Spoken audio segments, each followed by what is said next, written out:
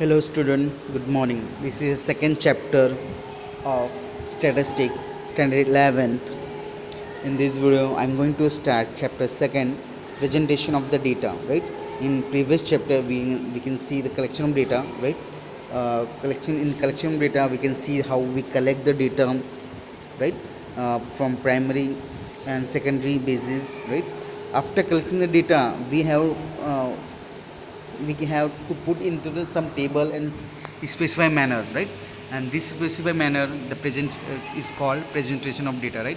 हमने first chapter में देखा था कि कुछ डेटा हमने कलेक्ट करते हैं प्राइमरी बेसिस से और सेकेंडरी बेसिस से, राइट? और वो डेटा, राइट, हमारे पास एज ए रो मटेरियल अगर प्राइमरी पे हम कलेक्ट करते हैं, प्राइमरी डेटा के हिसाब से हम कलेक्ट करते हैं, तो हमारे पास वो एक बुक में या पेज में लिखा हुआ डेटा रहेगा, उसको प्रेजेंटेशन में करना, उसको प्रेजेंटेशन ऑफ डेटा कहेंगे, राइट? जो इस चैप्टर में, इस वीडियो में हम देखेंगे, right? Now what is the presentation of data? We can see the meaning, right? Meaning and necessity. In the previous chapter we have seen that the statistical information consists two types of data, right? हमने previous chapter में देखा दो type के data हमारे पास होते हैं, right? It quantitative data and the qualitative data, right?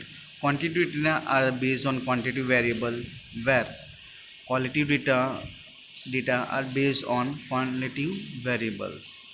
Quantitative variables are the two types, right?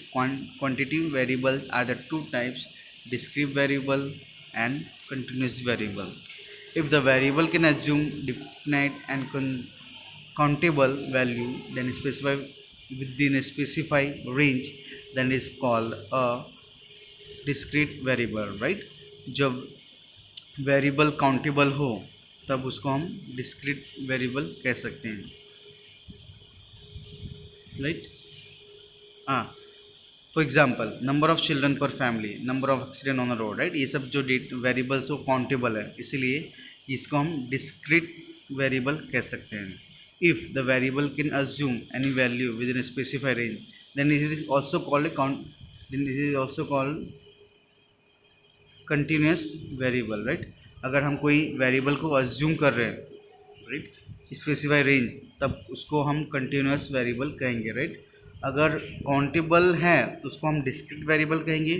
अगर हम कोई अज्यूम कर रहे हैं तो उसको हम कंटिन्यूस वेरिएबल कहेंगे, राइट? और ये दोनों वेरिएबल किसके अंडर में बातें हो रही है?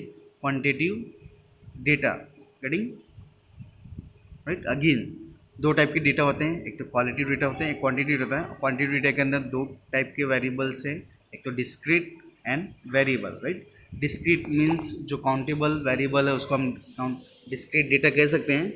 एंड जो अज्यूम करेंगे, right, if the variable can assume any value within a specified range, then is called the continuous variable, right?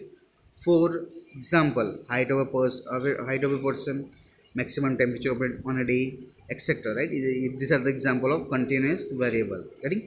Are the example of continuous variable. In practice, if we have count something for obtaining the value of variable, then it is called a discrete variable. For example, for obtaining the value of number of children per family, we have to count the children, right? अगर हमें family के children's कितने उसको जानना है तो हम उसको गिन लेंगे, राइट? तो हमें पता चलेगा काउंटेबल है. For obtaining the value of number of accident on the road, we have to count the accident, right?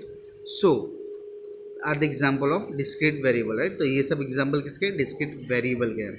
If we have to measure the observation for obtaining the value of variable, or if the value of the variable are expressed along with the measuring unit, then this is called continuous variable, right? तो जो हम assume करते हैं और हम measure करते हैं उसके लिए continuous variable में आ जाएगा, right? If height of the person is measured in centimeter, inch in feet, maximum temperature is also measured in the Celsius, so that are the example of continuous variable, right? तो ये सब example continuous variable के हैं, right? The data based on discrete variable is called discrete data, and the data based on continuous variable is called continuous data. Getting? After that the data is obtain at the end of the sample inquiry, right. हमने first chapter sample inquiry से हमने data collect किया है, और population inquiry is called raw data, raw material data, right. हम उसको रो material data क्योंकि हमने कलेक्ट किया है वो एक पेपर में या बुक में, एक नोट में, ऐसे नोट के टाइप में वो लिखा हुआ है, हमने कलेक्ट किया है।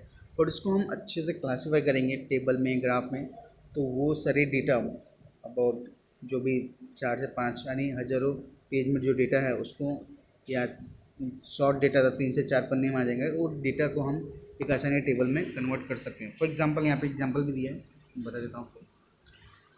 Hence it is necessary to arrange the data in systematic in short form, right. अगर हम डेटा कलेक्ट उसको सिस्टमेटिक वे में रखना जरूरी नहीं, बिकॉज राइट इसको रखना जरूरी है। A process of arranging ungroup और raw data into proper form is called classification of data, right. हम जो प्रोसेस करते हैं जो रो डेटा को क्लासीफाई करने का, प्रॉपर वे में रखने का, उसको हम कहेंगे classification of data. The data thus obtain are called classified data, right. जो डेटा हमें बाद में मिलेगा उसको हम क्लासिफाइड डेटा कहेंगे, एक प्रॉपर वे में रखने के बाद। एग्जाम्पल हमें दे रखे हैं। For example, it is known that daily demand of certain commodity during a week is 12, right. Week के टाइम पे एक कमोडिटी का जो डिमांड था वो ये है 12, 12, 16, 8, 12, 8, 8 एंड 10, राइट। ये 4 and 3 7 डे का मतलब एक वीक का डिमांड है, हर डे का मतलब फर्स्ट डे संडे को 12 डिमांड था, मंडे को 16, ट्यूसडे, इस तरह दिया है, राइट। तो ये डेटा हमने कलेक्ट किया है न्यूमरेटर में, वो एक लिखित में करा है, मतलब एक राइटिंग में उसने डेटा कलेक्ट किया है, बट इसको हम एक टेबल में या इसको एक ग्राफ में हम पुट इन करेंगे तो एक क्लासिफाइड डेटा कहलाएगा, राइट। एक एक्यूरेट डेटा जिसे हम आसानी से देख के समझ सकते हैं और उसको समझ सकते हैं और कंपेयर कर सकते हैं, राइट। बट इस तरह लिखा हुआ है, जैसे इस तरह हमारे पास ये राइटिंग है, एग्जांपल दिया है राइटिंग में डेटा, तो हमें इसको पूरा पढ़ना पड़ेगा, राइट। तो ये रूम डेटा हो गया, बट इसको रो डेटा को हम इस तरह टेबल में कन्वर्ट कर देंगे तो हमारे लिए एक क्लासिफाइड डेटा कहलाएगा, राइट। तो आपको समझ आ गया कि रो डेटा क्या है एंड क्लासिफाइड डेटा क्या है, राइट।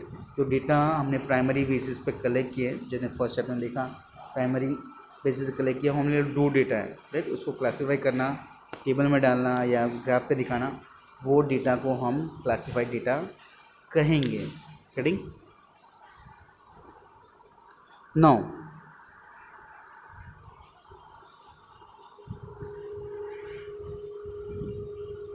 जैसे हमने देखा कि demand of the commodity 8, 10, 12, 16, right, 7 days, मतलब 8 कमोडिटी की डिमांड 3 दिन थे, 10 कमोडिटी की डिमांड 1 डे था, 12 कमोडिटी की डिमांड 2 डे था, मतलब 3, 1, 4, 4 to 6, 1, 7, राइट। 7 डेज का डिमांड ये है, राइट। इसको एक टेबल में क्लासीफाई कर दिया है।